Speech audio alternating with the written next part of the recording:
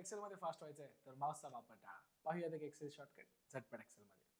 मंडळी, आज आपल्या व्हिडिओमध्ये आपण बघणार आहोत की एखादी गोष्ट रिप्लेस म्हणजेच बदलू कशी शकतो. म्हणजेच काय की समजा आता माझ्याकडे काही डेटा आहे जो इथे बघू शकाल कॉलम डी मध्ये डेझिग्नेशनचा डेटा आहे. त्या डेझिग्नेशनच्या डेटामध्ये एच आर एक्झिक्युटिव्ह नावाचा एक डेझिग्नेशन आहे. तीच डेझिग्नेशन एम्प्लॉई डेटामध्ये एक सोडून अनेक एम्प्लॉईजला असू शकते. जर मी फिल्टर केलं तर तुम्ही बघू शकाल इथे खूप एम्प्लॉईजला ती एच आर एक्झिक्युटिव्ह नावाची डेझिग्नेशन अवेलेबल आहे.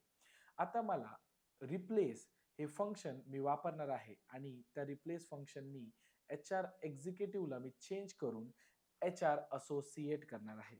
तर त्यासाठी मी कॉलम डी हा सिलेक्ट करतो आहे कंट्रोल आणि स्पेस बार दाबून आणि कंट्रोल एच जो आजचा आपला शॉर्टकट आहे रिप्लेससाठीचा तो दाबून मी इथे find and replace dialog box आणतो आहे आणि जिथे फाइंड व्हॉट लिहिलेलं आहे तिथे मी एच आर एक्झिक्युटिव्ह हे टाइप करणार आहे. एच आर एक्झिक्युटिव्ह म्हणजेच काय की कॉलम डी मध्ये एच आर एक्झिक्युटिव्ह हे एक्सेल शोधणार आहे आणि रिप्लेस विथ ही जी दुसरी फील्ड तुम्ही बघू शकाल तिथे मी एच आर एक्झिक्युटिव्हच्या जागी एच आर असोसिएट हे प्रेस करणार आहे.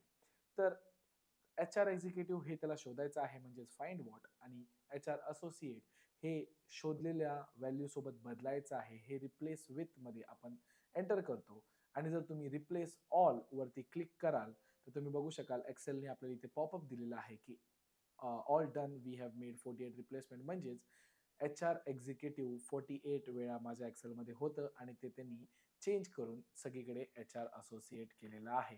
आणि पहिली जी व्हॅल्यू होती आपली एच आर एक्झिक्युटिव्ह नावाची ती चेंज होऊन एच आर असोसिएट झालेली आहे. तर हाच होता मंडळी रिप्लेस फंक्शन आणि असा आपण त्या रिप्लेस फंक्शनला वापरू शकतो. आणि अशाच माहितीपूर्ण व्हिडिओज पाहण्यासाठी फॉलो करा एक्सेल भारतला. धन्यवाद.